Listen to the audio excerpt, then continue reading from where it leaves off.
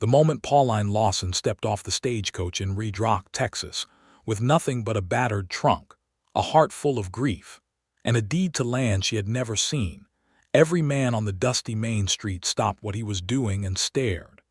It was the spring of 1878, a season that had arrived with particular cruelty in the hill country of West Texas, bringing with it a drought that cracked the earth like old porcelain and a wind that tasted of copper and desperation. The town of Redrock sat at the edge of civilized territory, perched between the ambitions of cattle ranchers pushing west and the wild, indifferent land that stretched beyond the horizon in every direction. It was not a gentle place, and it did not make a habit of welcoming strangers, especially not a lone woman of 24 with dark auburn hair and green eyes that held the kind of steadiness that made people uncomfortable, as though she were already seeing past whatever lie they were preparing to tell her.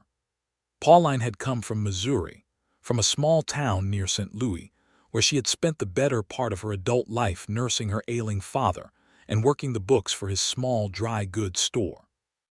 When he passed in January of that year, she had discovered two things: that the store had been mortgaged to its rafters, and that somewhere in the deed box beneath her father's bed was a title to 300 acres of land in Redrock County, Texas, inherited from a great uncle she had never met. It was all she had left, and so she had sold the furniture, packed what remained, and climbed aboard a series of coaches and rail cars that deposited her, finally and without ceremony, into the red dust of a place that looked like the end of the world. She stood beside her trunk and looked up the main street with calm, measuring eyes.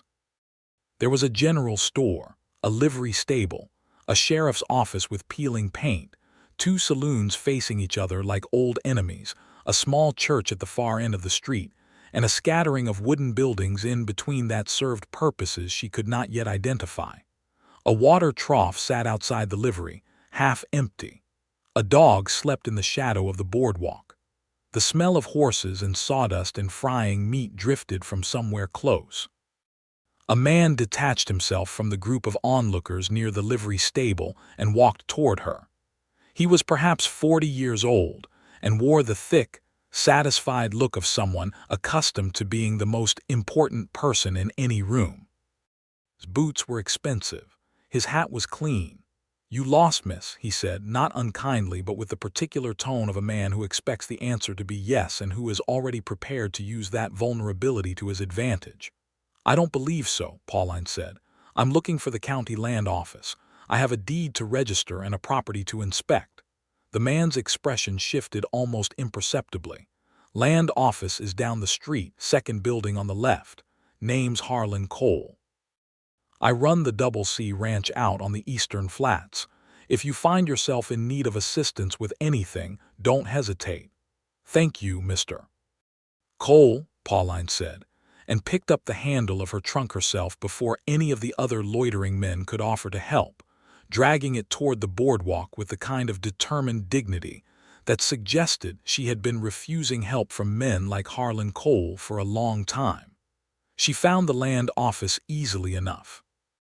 It was a narrow room that smelled of paper and dust, staffed by a pale young clerk named Emmett who spent 10 minutes verifying her deed with shaking hands before confirming, in a voice pitched just above a whisper, that yes, the 300 acres belonging to the late Franklin Lawson were indeed hers, and that they were located approximately 8 miles north of town along Redrock Creek. "What's out there?" Pauline asked. "Creek's mostly dry this time of year," Emmett said. "There's a cabin. Old one. Mr. Franklin Lawson built it himself, 20 years back or so. He passed on 4 years ago and the land's been sitting idle since. Some folks have been using the creek bed for cattle passage, but nobody's built on it." "Who's been using it for cattle passage?" Emmett looked at the surface of his desk for a moment. "Mr. Cole mostly, and Walter Easton's outfit up on the northern range." Pauline filed that information quietly alongside everything else she was collecting. "I'll need to get out there today," she said. "Is there someone who can drive me?" There was not, it turned out. Anyone at the livery willing to drive an unknown woman 8 miles into the backcountry on short notice, at least not at a price Pauline could afford after paying for 3 weeks of stagecoach travel. She spent an hour trying to negotiate and another hour inspecting the general store's inventory for the supplies she would need if the cabin was even partially livable. And it was during this second hour, while she was trying to calculate whether she could afford both cornmeal and lamp oil, that she heard the sound of boots on the boardwalk and a voice speaking to the store owner, Tom Briggs, with easy familiarity. "I need 2 spools of fence wire, and whatever you've got for a cracked axle fitting, Tom. And if Sarah left any of those apple preserves, sold out of preserves last week," Tom said. Then, catching Pauline's eye, he nodded toward the newcomer. "Walter, this here is Pauline Lawson. She's just arrived. Owns the old Franklin Lawson spread up on the creek." Pauline turned. Walter Easton was not what she expected, though she could not have said precisely what she had expected. He was perhaps 28, tall in the way of men who have grown up doing hard physical work, with wide shoulders and hands that were calloused in the particular pattern of someone who spends most of his time with rope and fence post. His face was angular and weathered to a warm brown, with dark eyes that were direct without being aggressive, and a jaw shadowed with a few days of growth. He wore a plain gray work shirt rolled to the elbows, a battered hat pushed back on his head, and the kind of easy posture that belongs to people who are comfortable in their own skin and do not need to prove anything to anyone. He looked at her with an expression of open and unhurried assessment, as though she were a landscape he was deciding how to read. Then he took off his hat. "Miss Lawson," he said. "Walter Easton. I run the Broken Bow Ranch about 4 miles north of your property line." "I know," Pauline said. "You've been using my creek bed for cattle passage." There was a beat of silence. Tom Briggs found something urgent to attend to at the far end of the counter. Walter Easton's expression did not become defensive. Instead, something that might have been the beginning of respect moved through his eyes. "That's correct," he said. "I have been. Your uncle was generous about it. I'll acknowledge that the arrangement wasn't formalized, and I understand if you want it changed." "I don't want it changed," Pauline said, "but I want it understood. It's my land and my creek, and any arrangement we make will be a proper one in writing with fair terms." He put his hat back on, and the ghost of something crossed his face that was not quite a smile, but was in the same neighborhood. "That seems entirely reasonable," he said. "Are you going out to the property today?" "I'm trying to find transport. I'm going north anyway. I can take you if you trust the company." She looked at him with the same calm measuring gaze she had used on the main street, on Harlan Cole, on Emmett at the land office. Whatever she saw apparently satisfied some internal criterion, because she nodded once and said, "I'll need 20 minutes to finish here." "I'll have the wagon ready," Walter said, and walked out. The drive north along the creek road took nearly an hour, the wagon moving at the steady pace of a man who is not hurrying, but is also not wasting time. The country was beautiful in a way that required effort to appreciate, the kind of beauty that does not announce itself but reveals itself slowly, the twisted forms of live oak along the creek bed, the way the late afternoon light turned the red earth to copper and gold, the massive silence of the sky above everything. Pauline sat on the wagon bench with her hands folded in her lap and her trunk in the wagon bed, and watched it all with the careful attention of someone trying to understand a new language. They talked, not immediately and not about anything sentimental. Walter told her about the land, about the creek's seasonal patterns, about which parts of the range were good for grazing and which were rocky and difficult. He told her about the neighbors, about Harlan Cole's ambitions, and about the families up toward the northern hills who were trying to farm in country that was fundamentally disinterested in farming. He told her about the drought that had been building since the previous summer and what it meant for the cattle operations in the area. Pauline told him about her father, about Missouri, about the store and the debt and the journey. She did not dramatize any of it.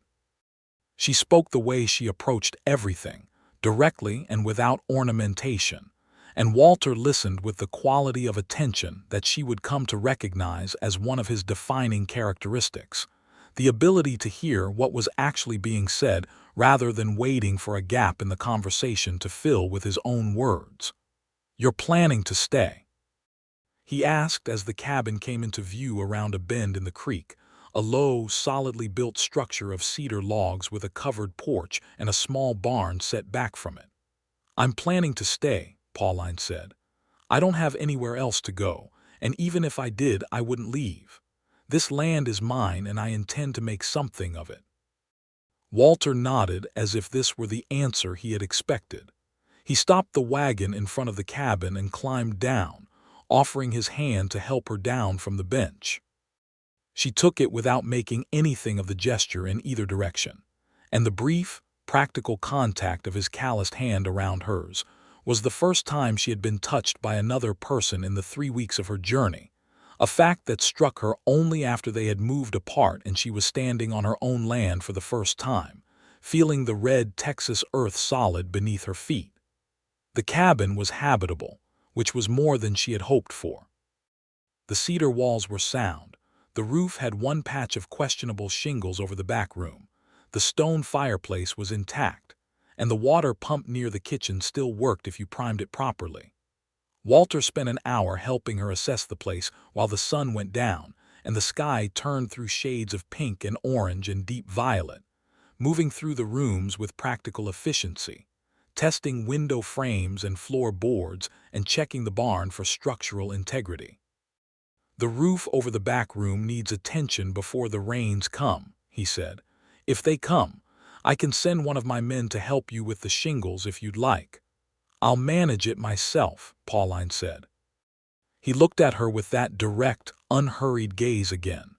"I don't doubt it, but the offer stands. I'll leave it with you." He left her with a lamp from his wagon and a bag of cornmeal from the supplies she had purchased in town and would retrieve properly the following day, and drove away in the last light with the easy sureness of a man who knows his country. Pauline stood on the porch of her cabin in the dark and listened to the sound of the wheels fading north and the enormous silence of the Texas night settling around her. She felt, for the first time since her father died, something that was not quite happiness but was adjacent to it, the feeling of standing in the right place, even if the right place was difficult and uncertain, and 400 miles from anything familiar. She went inside and started a fire. Over the following 2 weeks, Pauline established herself with the systematic thoroughness of someone who has learned that survival is mostly a matter of not wasting motion. She repaired the kitchen, reorganized the barn, planted a small kitchen garden in the sheltered spot behind the cabin where the soil was better, and began the long process of understanding what 300 acres of West Texas actually looked like from the inside. She walked the property lines with the deed in her hand and a compass in her pocket, mapping the creek bed, the rocky outcroppings to the west, the better grazing land to the north that bordered Walter Easton's property. Walter came by on the 4th day, ostensibly to discuss the formal arrangement for cattle passage. They sat at the kitchen table with a written agreement between them, and negotiated its terms with mutual directness and occasional humor, settling finally on a seasonal grazing access agreement that gave Walter's cattle passage through the creek corridor during the dry months in exchange for a modest fee, and the use of 2 of his men for any major repairs Pauline needed on the property. She insisted on the monetary element. He offered it before she could ask. This seemed to strike both of them as a good sign, though neither said so. After the agreement was signed, he stayed for coffee. And then somehow, because the conversation was easy and the afternoon was long, and there was always something more to say about the land and the country and the people in it, he stayed for a meal. And she cooked beans and salt pork over the fireplace with the easy competence of someone who has been cooking in difficult conditions for years. And they ate at the kitchen table while the wind came up outside and talked until the lamp needed refilling. He came back 6 days later with the fence wire he had ordered and spent the morning repairing the section of her fence line that bordered the creek, working with the quiet, methodical competence that she was beginning to associate with everything he did. She worked alongside him, not because she needed to, but because the work went faster with two people, and because she found his company, against all her careful self-preservation instincts, genuinely pleasant. They worked through the heat of the morning in companionable silence broken by occasional observations about the fence, the weather, the habits of the red-tailed hawk that had taken up residence in the large live oak by the creek. "Have you ever ranched before?" he asked at one point. "No," Pauline said, handing him a fence staple, "but I know how to learn." "What did you do in Missouri?" "Kept accounts, managed inventory, tried to make a small business work with insufficient capital and too much overhead." She hammered a staple with practiced confidence. "Turned out that was good preparation for this." He laughed. It was a real laugh, genuine and unguarded, and it changed his face in a way that made her pay attention. She had noticed, in the 2 weeks since her arrival, that Walter Easton was a man who controlled his expressions with the careful economy of someone who has learned to be private about what he feels. The laugh was like a door opening briefly into a room she had not been invited to see yet, and she registered it with more interest than she intended to show. Harlan Cole came to the property on a Wednesday morning when Pauline was alone, riding up to the cabin on a fine gray horse with the unhurried authority of a man making an inspection of property he considers already to be his. "Miss Lawson," he said, not dismounting, which was a choice in itself, "I wanted to check in on you. This country can be hard on a woman alone." "It's been fine," Pauline said. She was standing on the porch with a bucket of water and did not put it down. Cole looked around the property with the particular kind of assessment that is not really about what it appears to be about. "I'll tell you plainly," he said, "because I think you're a plain-speaking woman. That land of yours is sitting in a position that's useful to several operations in this county. I've been wanting to add acreage to my eastern holdings for some time. I'd offer you a fair price, more than fair given the current market." "The land isn't for sale," Pauline said. "You haven't heard the price." "It doesn't matter what the price is. It's not for sale, Mr. Cole. It's my home." Cole looked at her for a long moment with an expression that was patient in the way that waiting weather is patient. "I respect that," he said. "I'll mention again, though, that this is hard country for a woman alone. Things can go wrong out here in ways that are difficult to predict or prevent." The statement was not overtly threatening, but it was not entirely comfortable either, and both of them knew it. Pauline held his gaze without blinking. "I appreciate your concern," she said.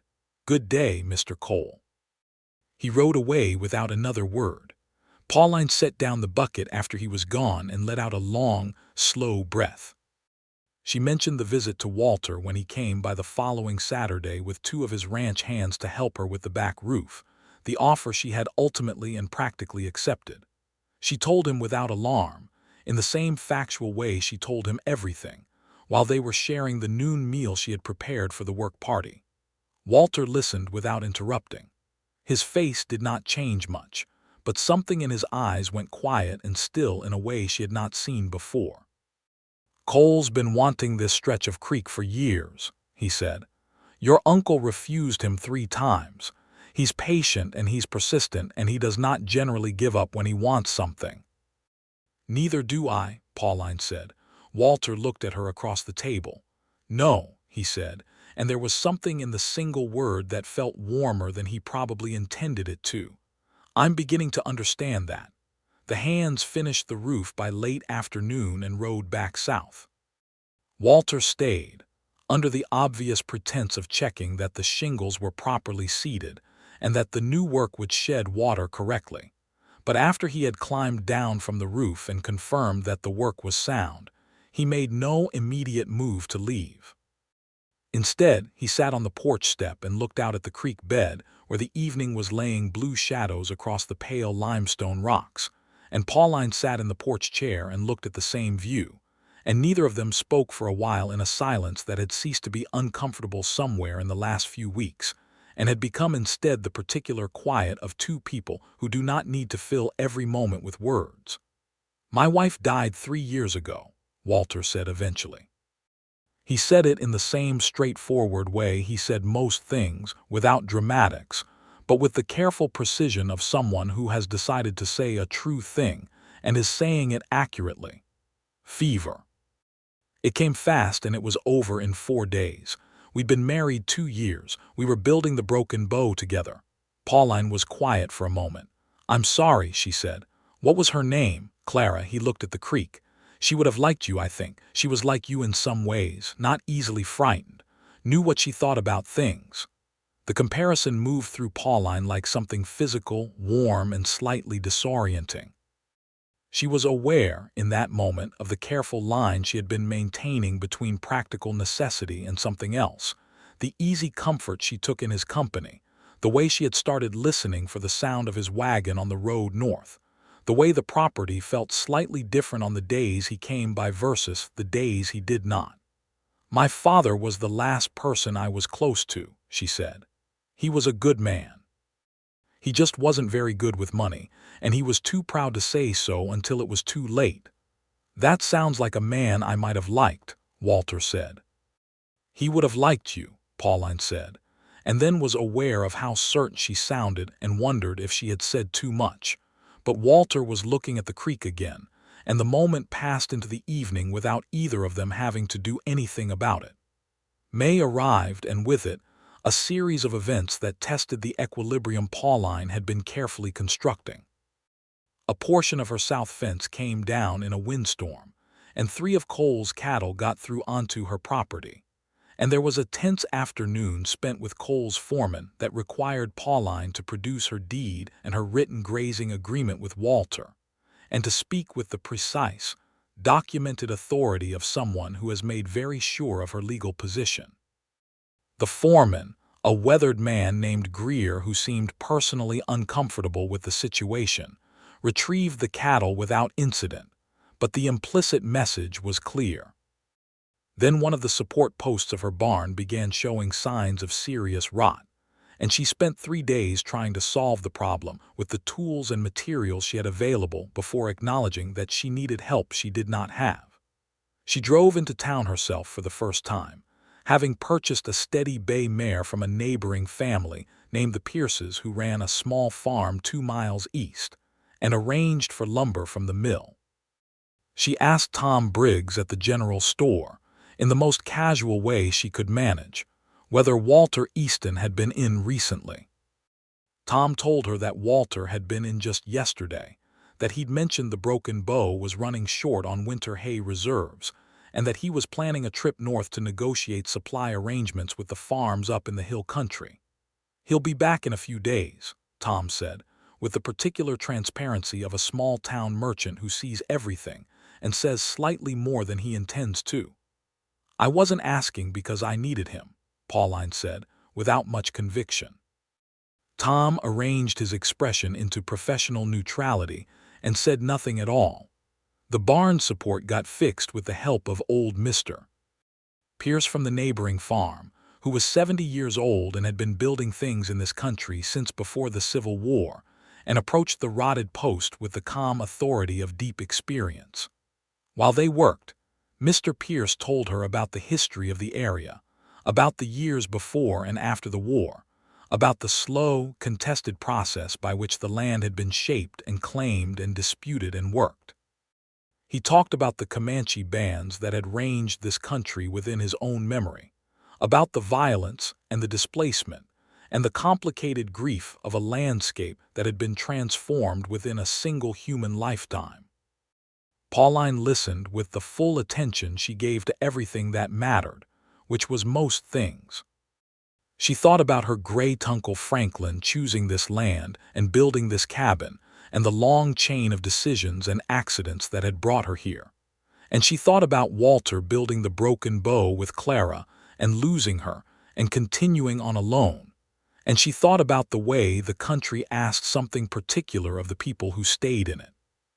A kind of willingness to keep going that was not about toughness so much as about some more fundamental commitment to being present in the place where you had decided to be.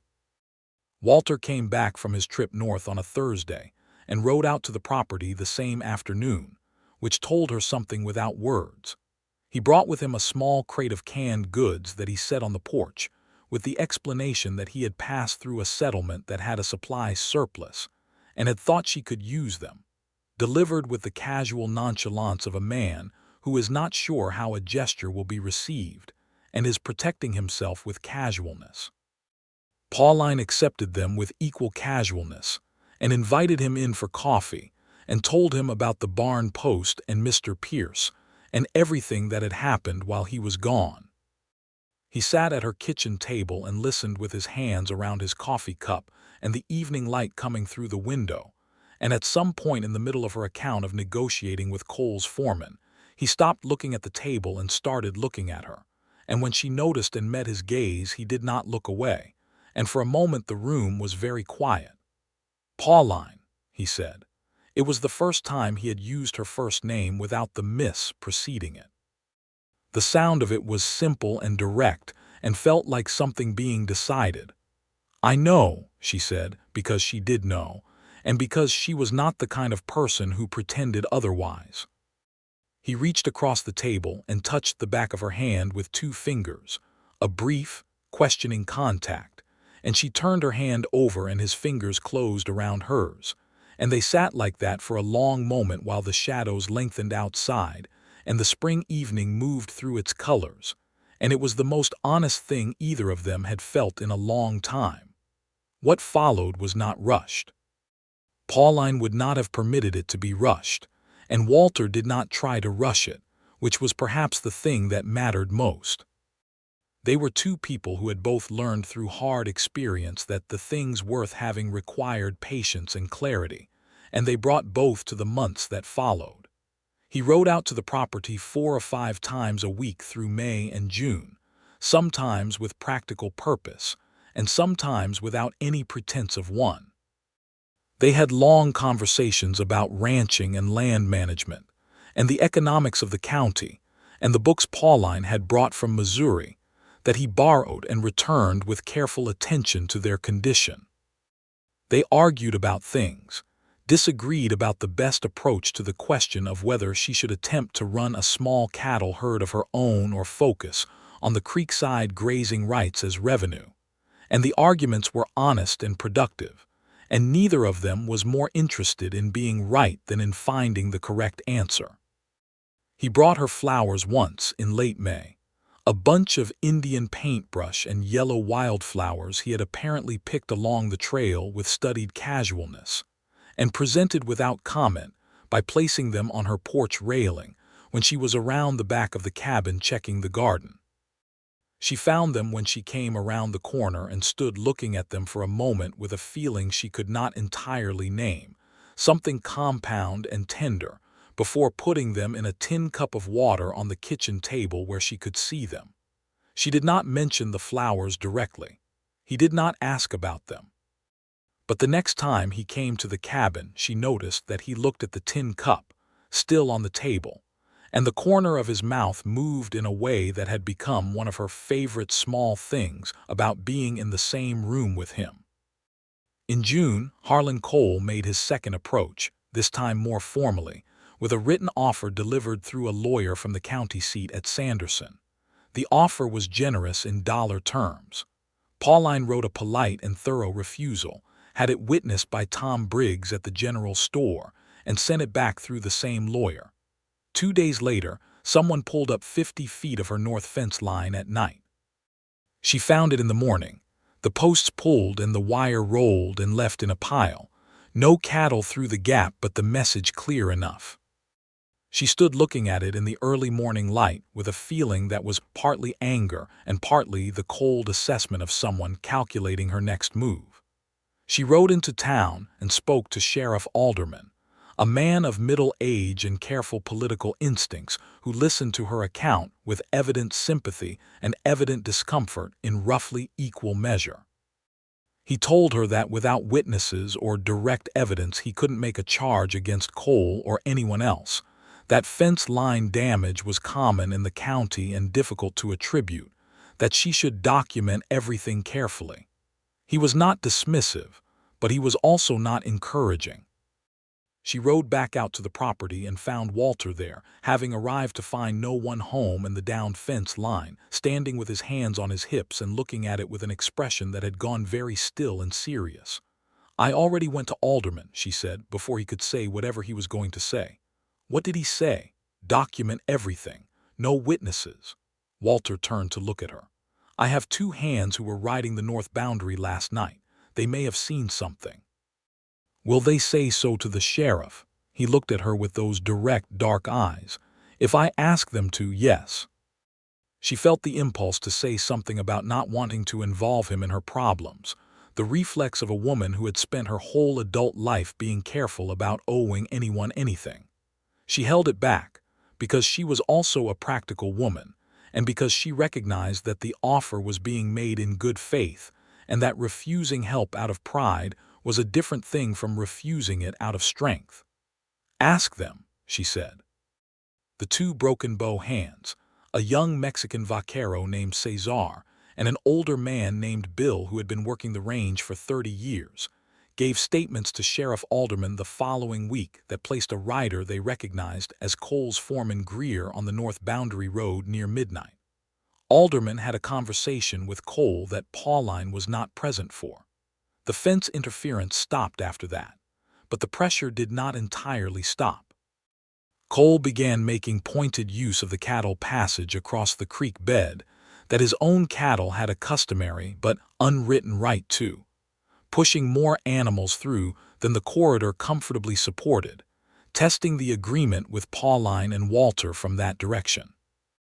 There were conversations and exchanges of letters, tense and carefully worded, through the summer months, and Pauline spent more of her time than she would have liked in legal and administrative effort, visiting the county land office, corresponding with a lawyer in San Antonio who a friend from Missouri had recommended. Through all of it, Walter was present in the particular way he had of being present, not intrusive, not presuming, but consistent and reliable in a way that she had come to depend on without entirely meaning to. He helped her draft the more formal correspondence and reviewed her legal position with the careful intelligence of a man who has had to navigate property disputes before. He sat with her on the porch on summer evenings while the heat finally broke and the stars came out in their millions above the Texas sky, and their conversations ranged wider and wider, into territory that had nothing to do with land or law, into things they had wanted to do and books they had read, and what they believed about the world. One evening in late July, sitting on the porch in the after-dinner cool while lightning moved through a distant storm on the western horizon, Walter said, "I haven't felt like this about anything in a long time, like there was something to build toward." Pauline looked at the lightning for a moment. "Is that what this is?" she asked. "Building towards something." He turned to look at her in the dark. She could not see his face well, but she knew the quality of his attention. "I hope so," he said, "if you want it to be." She looked back at him. The lightning moved silently across the distance.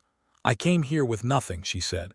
"Nothing but this land and the determination to make it into something. I didn't expect." She stopped, reached for the right words. "I didn't account for you. Is that a problem?" She thought about her father, about the long years of careful management of everyone's expectations including her own, about the way she had arrived in Redrock with her armor on, and her heart closed and her jaw set, ready to fight for every inch of ground on her own terms. She thought about the way the land had looked the first morning she woke up in the cabin and went outside and felt the sun and the silence and the improbable rightness of being exactly there. "No," she said, "I don't think it is." He reached over and took her hand in the dark, and this time there was nothing questioning about it, nothing tentative. His hand was warm and sure around hers, and she held it back with equal sureness, and they sat there together while the lightning played in the west and the enormous sky wheeled overhead. August was brutal in the way only West Texas August can be brutal, the heat coming down like a physical weight, and the drought deepening until the creek bed was mostly limestone and pale sand, with only a thin thread of water running in the deepest channel. Cattle were struggling on all the ranches in the county. Walter was riding dawn to dusk managing his herd and the reduced water sources, and Pauline was dealing with her own garden dying despite everything she could do, and the anxiety of watching her financial position, stretched thin already, stretch thinner. She rode over to the Broken Bow for the first time in late August, partly because she had agreed to help Walter's housekeeper, a capable older woman named Mrs. Herrera, with the preserving work that needed to happen before the summer produce was entirely gone, and partly because she had not seen Walter in 4 days and was aware of missing him in a way that had become simply part of the texture of her days, ordinary and insistent. The Broken Bow was a working ranch of the kind that had been built to last, not grand but substantial, the main house and the bunkhouse and the several outbuildings all showing the evidence of consistent and skilled maintenance. Mrs. Herrera greeted her at the kitchen door with the warmth of a woman who has decided she likes someone and is not shy about showing it, and they spent the morning in the good, sweaty labor of canning and preserving, talking in the way women do when they are working together and trust each other, easy and honest. Walter came in at noon looking worn through with the heat and the work, and the look on his face when he saw Pauline at his kitchen table was something she filed carefully away, an open, unguarded relief that was there before he had time to compose it into anything else. He washed up and sat down, and Mrs. Herrera fed them both, and the three of them talked through the midday rest, and Pauline thought about the Broken Bow kitchen and the way it felt to be in it, and what that feeling meant. On the way back to her own property that afternoon, she passed through the gap in the fence where the Walters' north pasture bordered her land, and she stopped her horse and looked at the view both ways, east toward Redrock and west toward the hill country going purple in the late light. And she thought with the practical clarity she brought to important decisions that she was in love with Walter Easton, and that this was not something she had chosen so much as something she had arrived at by being honest about what she actually felt, and that the question now was not whether it was true but what to do with it. She did not have to do very much about it, as it turned out.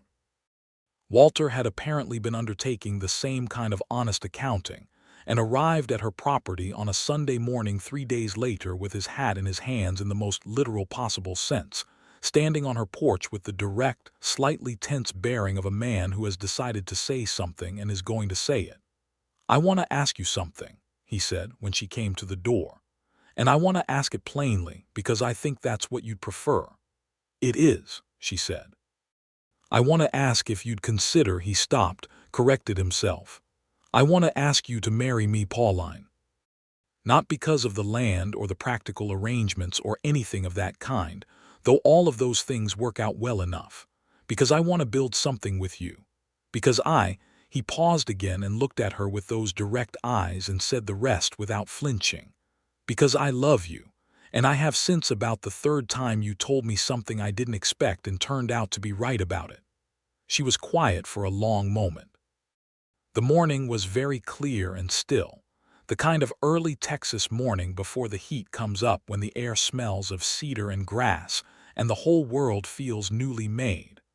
A mockingbird was doing something complicated in the live oak. "That 3rd time," she said, "was that about the fence post alignment or the grazing rotation?" The corner of his mouth moved. "The grazing rotation. I was right about that. I know, I said so." She looked at him on her porch in the morning light, this man who had shown up with fence wire and canned goods and honest conversation, and who had the particular quality of stillness that comes from people who have earned their peace, and felt the kind of certainty that is not the absence of fear, but is larger than fear and does not let fear have the last word. "Yes," she said. "I'll marry you, Walter." He crossed the porch in 2 steps and put his hands on her face, and kissed her with the complete and uncomplicated conviction of someone who has been waiting with great patience for something he was very sure about. And she kissed him back with all the honest certainty she had been carrying since July. And the mockingbird continued its complicated business in the live oak, and the morning continued its morning business all around them. They were married in October of 1878 in the small church at the end of Redrock's Main Street, on a blue and gold day when the first cool air had come down from the north, and the country had taken on the particular beauty of Texas in autumn. The church was small but filled, because Redrock was a town that took interest in its own, and because Pauline had made more connections in 5 months than she perhaps knew, with Tom Briggs and his wife Sarah, with the Pierce family, with Mrs. Herrera, with Emmett from the land office who came in his Sunday coat looking overcome with the significance of the occasion, with Cesar the vaquero and Bill the hand, and a dozen other people from the ranches and farms of the northern range. The preacher was a young man named Reverend Mills who had been in Redrock for 8 months and still looked slightly surprised to find himself there. And he read the ceremony with genuine feeling and genuine attention. And when Walter took Pauline's hand at the altar and looked at her with everything he felt clear and plain in his dark eyes, she felt the particular quality of arriving completely in the place she was supposed to be, which is different from happiness, but is perhaps the ground from which happiness grows. Harlan Cole sent a formal note of congratulations that read as if it had been composed by his lawyer. Pauline read it, recognized it for what it was, and filed it with her other documents. They spent their first night as a married couple at the cabin on the creek, because Pauline was not ready yet to leave her land, and Walter understood this without being told, and came to the cabin with the natural ease of someone coming home. They sat on the porch in the October night with a bottle of wine that Tom Briggs had ordered specially from San Antonio, and talked for a long time about what they were going to build, the practical and the possible and the things that felt true even if they couldn't be entirely planned for. And sometime late in the night the conversation ran out of words, and the quiet was the fullest kind of quiet, the kind that is not empty but complete. They made their arrangement in November. The cabin on the creek would be maintained and used for the grazing operation and for Pauline's practical purposes, but the main residence would be the Broken Bow, which was larger and better equipped and which had Mrs. Herrera in it, who had been alone in the house with only the hands for 3 years, and received Pauline's permanent arrival with the quiet satisfaction of someone whose household has been properly completed.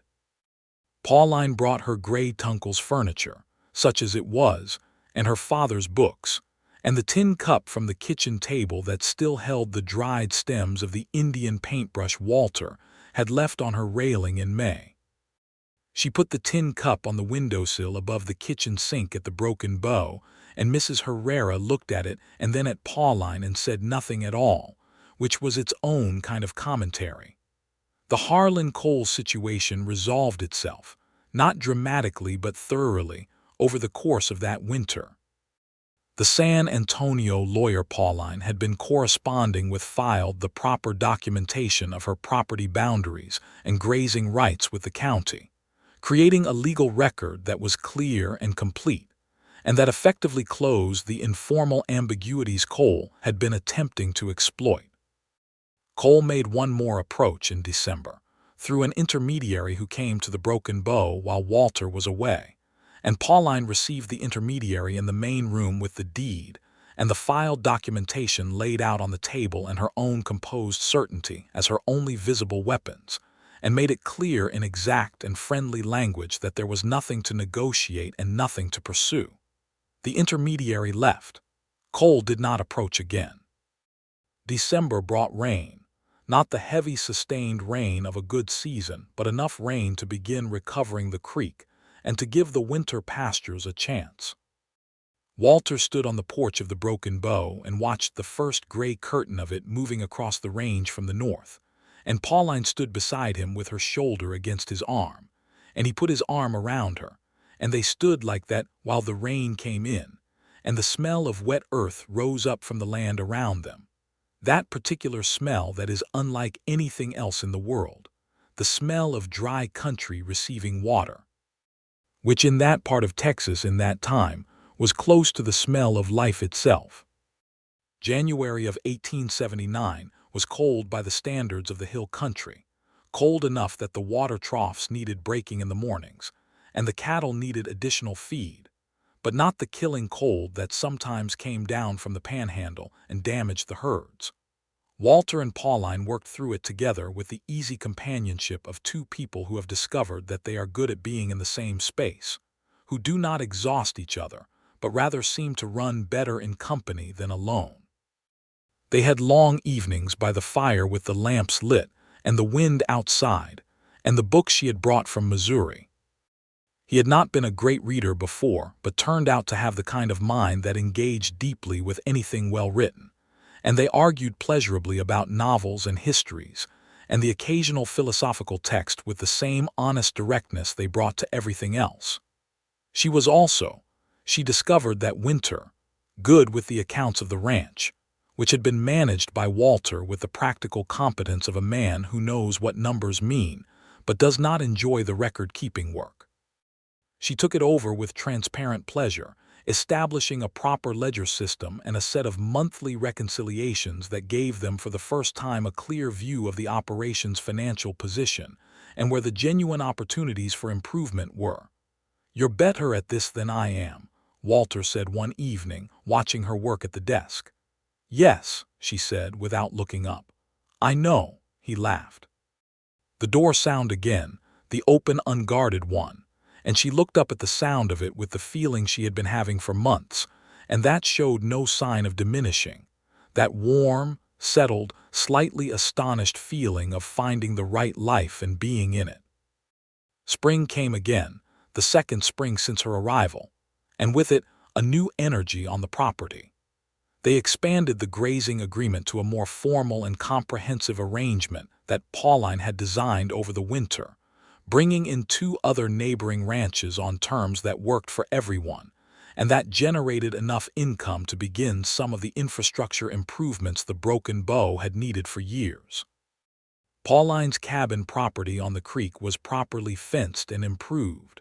The small barn expanded, and the kitchen garden there developed into something that could actually supply meaningful quantities of produce through the summer months.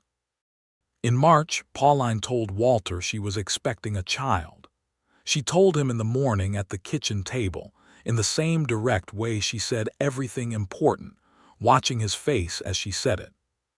His face went through a set of expressions she had never seen from him before, surprise and then something much bigger than surprise, a kind of overwhelmed joy that he could not entirely contain, and he came around the table and held her against him with careful, strong arms and said her name once into her hair and then nothing at all for a while.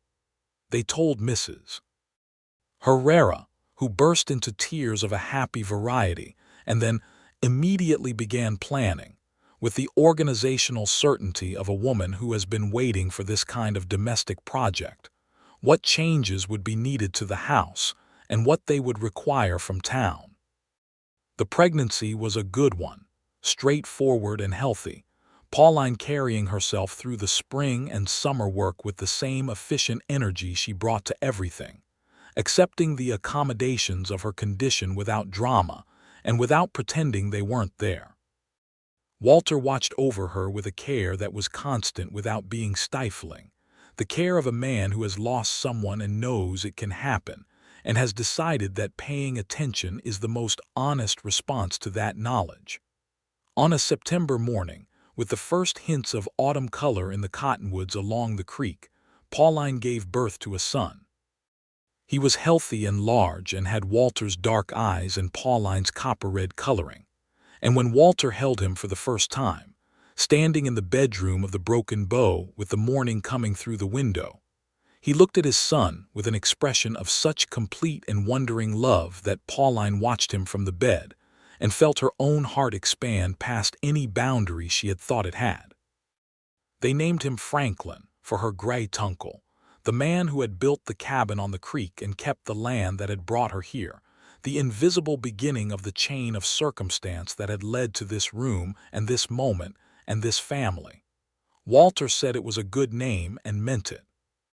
Mrs. Herrera was, if anything, more completely satisfied with the situation than either parent.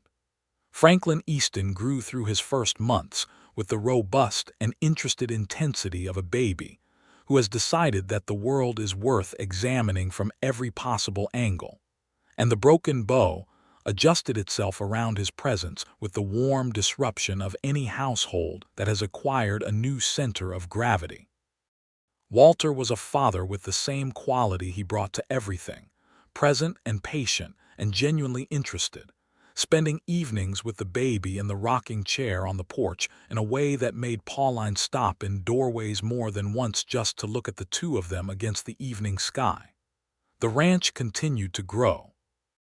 Pauline's financial management had identified several areas where the operation was losing money unnecessarily, and several others where modest investment could generate significant returns. And over the course of 1879 and into 1880, these improvements were made with the steady, patient execution that both of them brought to long-term work. They added good breeding stock. They improved the water systems to reduce dependence on the seasonal creek. They established a reliable hay supply arrangement with the northern farms that protected them from the kind of winter shortage that had been a chronic vulnerability. The standing in the community that they held together was different from what either had held alone. Walter had been respected before as a capable and honest man, but he had also been somewhat isolated, a widower running his ranch without the social connections that families naturally maintain. Pauline had been viewed with the particular mixture of respect and wariness that a community extends to a lone woman who refuses to be managed.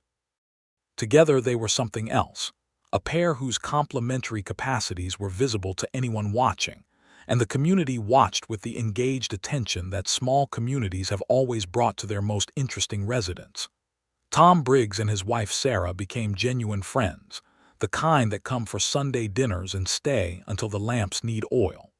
The Pierce family to the east, old Mr. Pierce and his son Daniel and Daniel's wife Ruth, were regular visitors.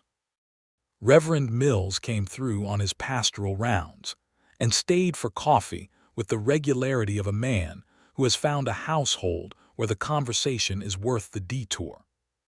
Cesar, the young vaquero who had provided the testimony that helped resolve the fence incident, was promoted to lead hand at the Broken Bow and proved himself so capable in the role that Walter began talking about a partnership arrangement, a formal sharing of the operation that reflected what was already effectively true.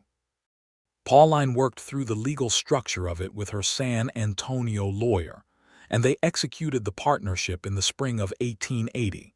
And Cesar, 23 years old and surprised to the point of speechlessness by the offer, accepted it with the quiet gravity of someone who understands what they have been given and intends to earn it fully. In the summer of 1880, with Franklin walking and getting into everything with cheerful determination, Cole sold the Double C and left the county. The sale was apparently motivated by a combination of the financial difficulties that had been building in his operation for some time, and the more social difficulties of operating in a county where his methods had made him more adversaries than allies. He left without ceremony, and the Double C was purchased by a family from San Antonio named the Vasquez family, who came in with clear eyes and good intentions, and were welcomed by their new neighbors with the particular warmth that the hill country extended to people who came to work the land honestly.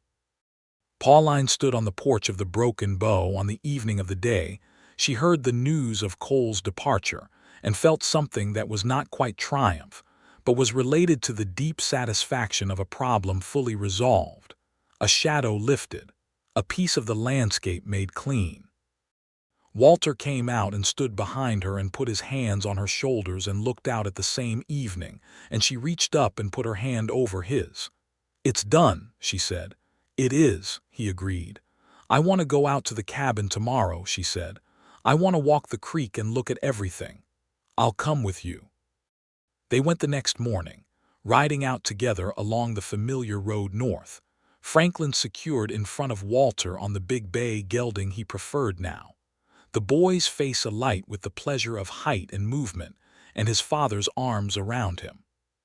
The cabin sat in the morning light as solid and weathered as it had been the first day Pauline had seen it, the cedar logs a deep gray-brown, the porch still and quiet, the small barn behind it showing the improvements of the past 2 years. They tethered the horses and walked the creek bed in the early morning cool, stepping over the limestone rocks and the slow, clear water that had been recovering steadily since the drought broke. And Pauline walked her land with the complete and rooted feeling of someone who belongs to a place and has earned the belonging, not through any single act, but through the accumulated weight of every morning and every choice and every difficult conversation and every moment of honest work. Walter walked beside her with Franklin on his hip, and they talked about what could be done with the cabin going forward, whether to rent it to a young family that needed a start, whether to use it as a line camp for the extended grazing operation, whether to keep it simply as it was, a place of their own at the center of their own history. "Keep it," Pauline said finally. "Keep it how it is. Keep it exactly how it is. There's a tin cup on the kitchen table." She smiled at him. "There are things in that cabin that should stay." Walter looked at her with all the warmth and directness that she had loved in him from the beginning. He shifted Franklin to his other hip and reached out and tucked a strand of her auburn hair behind her ear with the back of his fingers, a gesture so simple and so tender that it contained everything between them without needing any more words. Franklin, from his perch on his father's hip, said something in the confident, incomprehensible language of a child just learning that sound and meaning are related, and pointed at the water in the creek bed with great authority. "Yes," Pauline told him.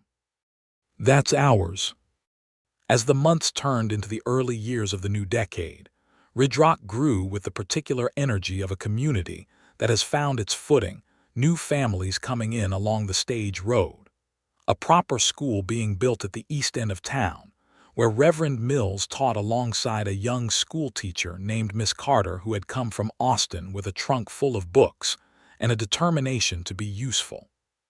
Pauline was involved in the school from the beginning, donating books, and sitting on the small committee that oversaw its establishment, because she had grown up understanding what the absence of proper education cost people, and was not inclined to let that happen to the children around her if she could help it.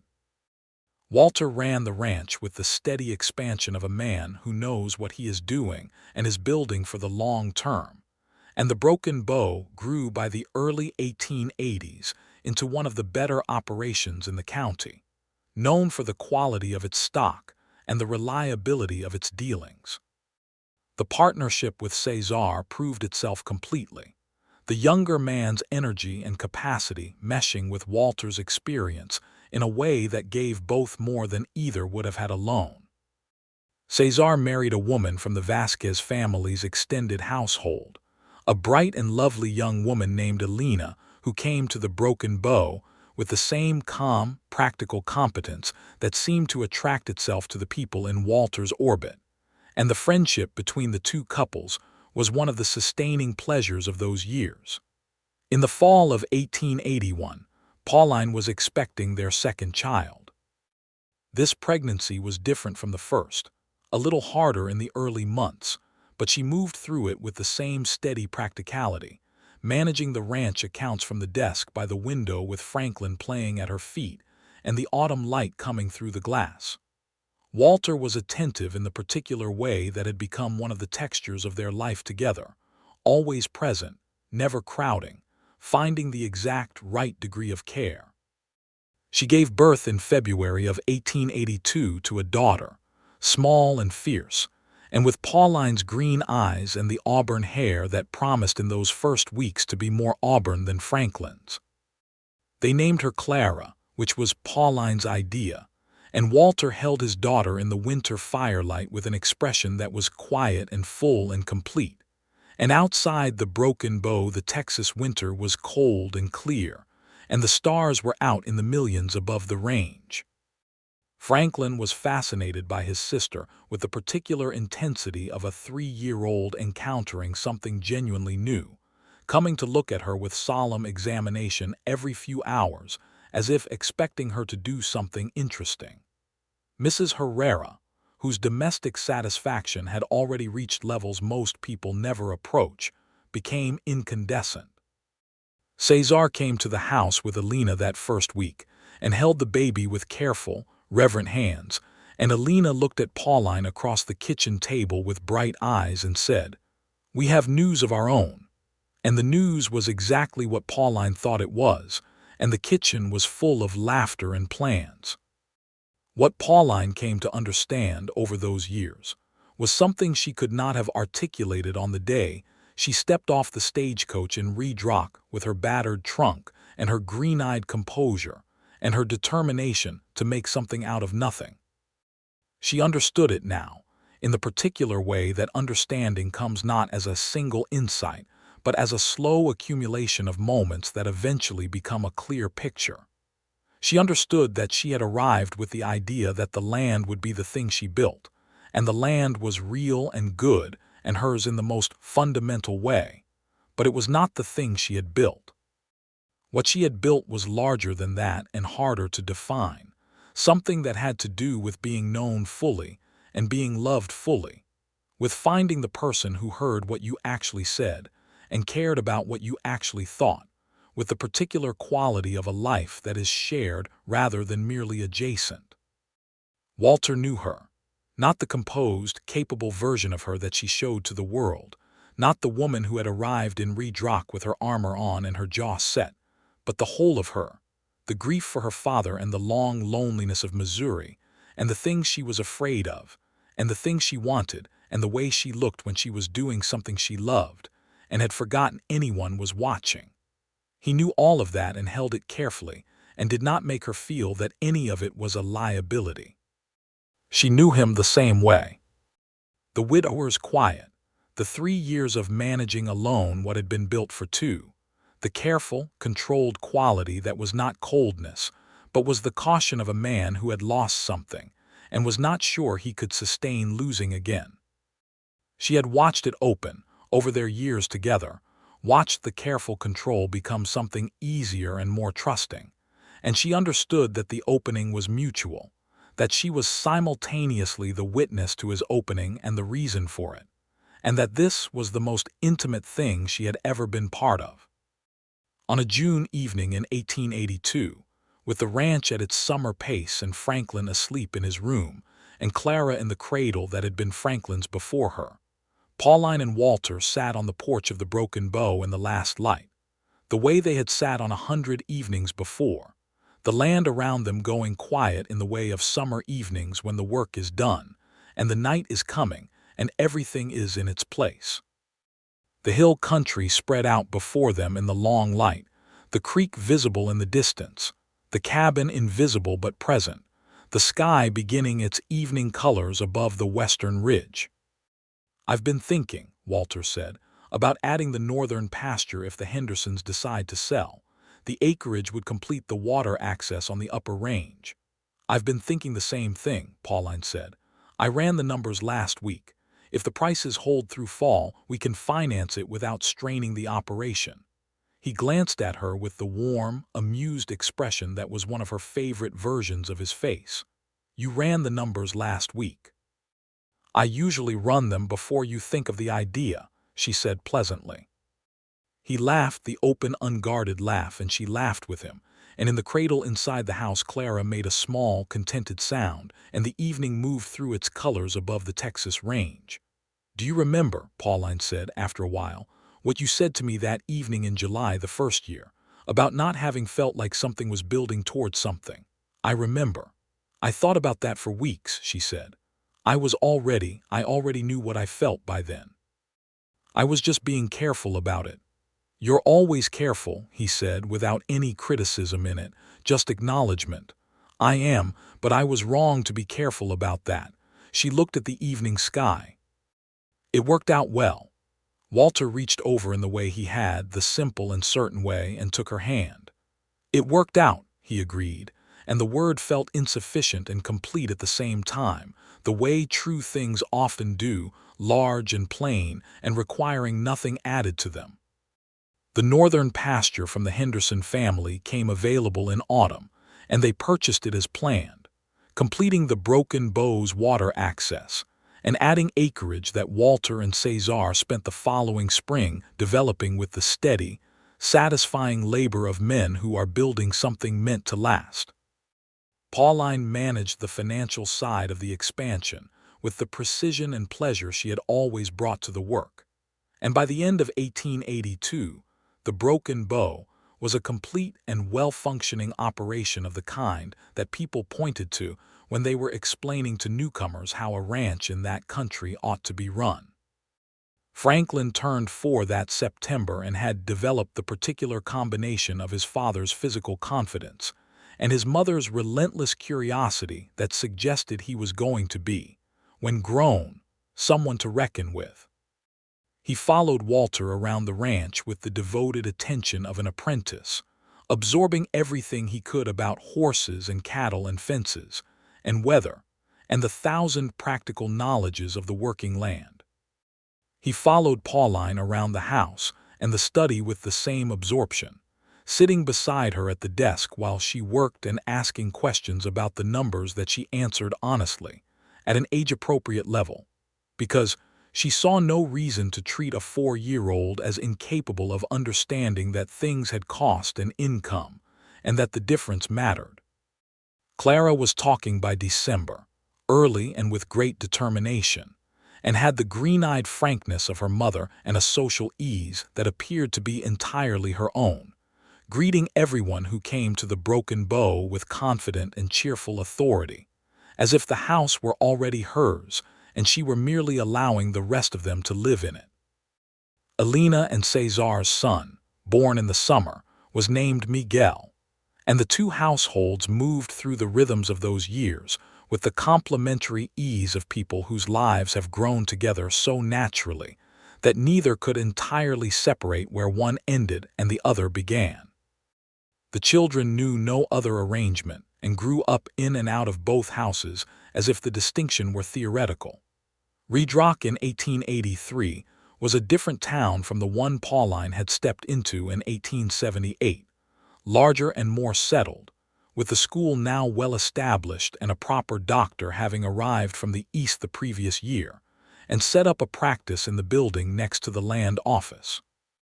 The violence and uncertainty of the frontier's roughest years were not entirely gone from the country, but had receded enough that the ordinary life of the community had more room to breathe and grow.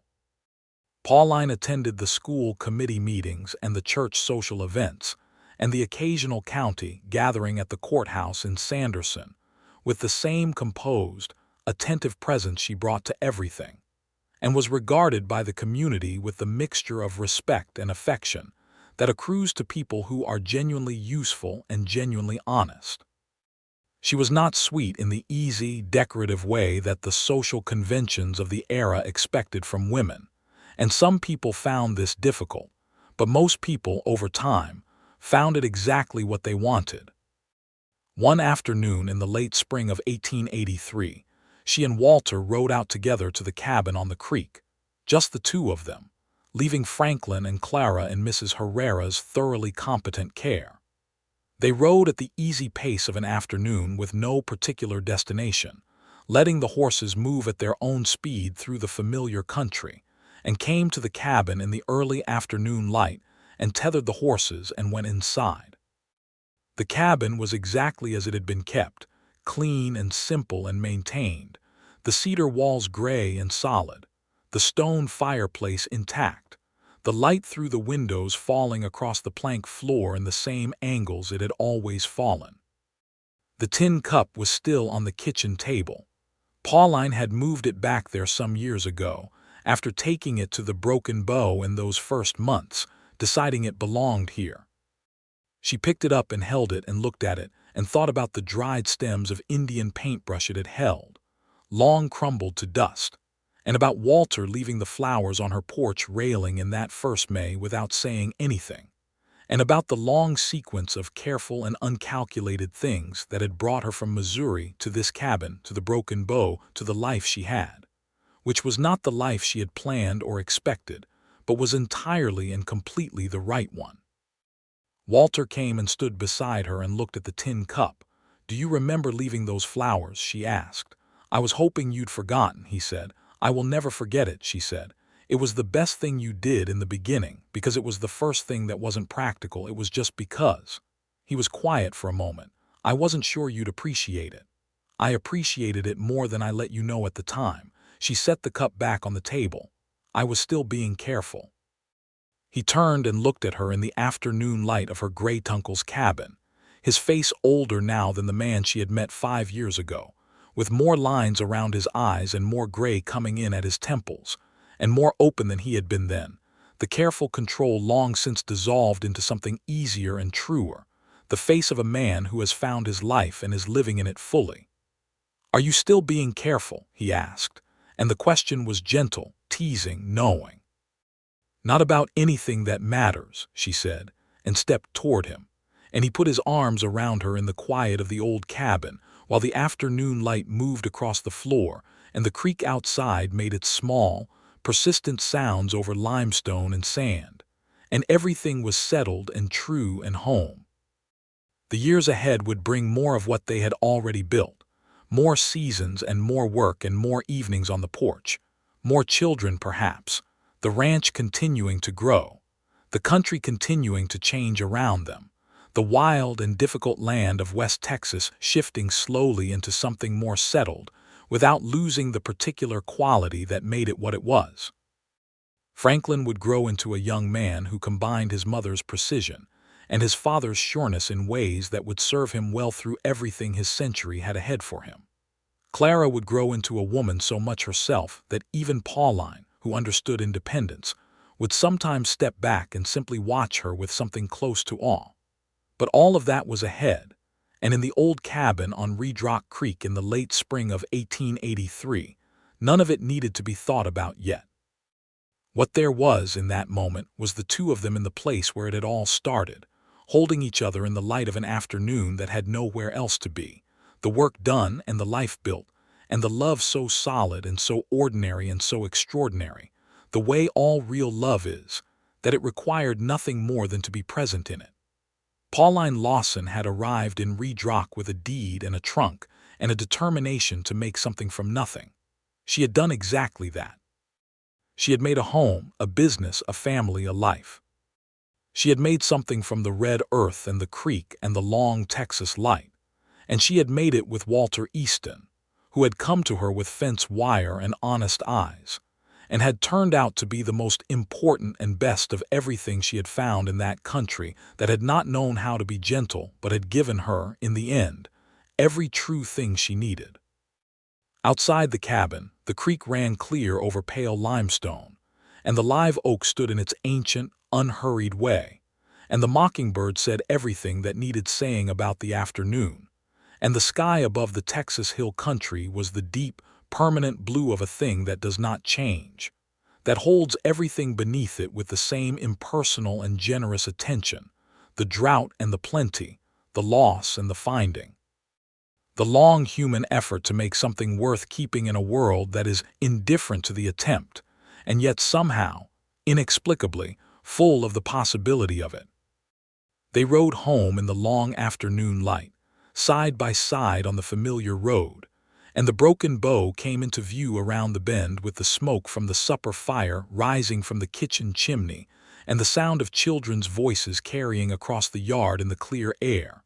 And Walter looked at Pauline and Pauline looked at Walter, and they both smiled, and that was enough, and it was everything, and it was exactly right.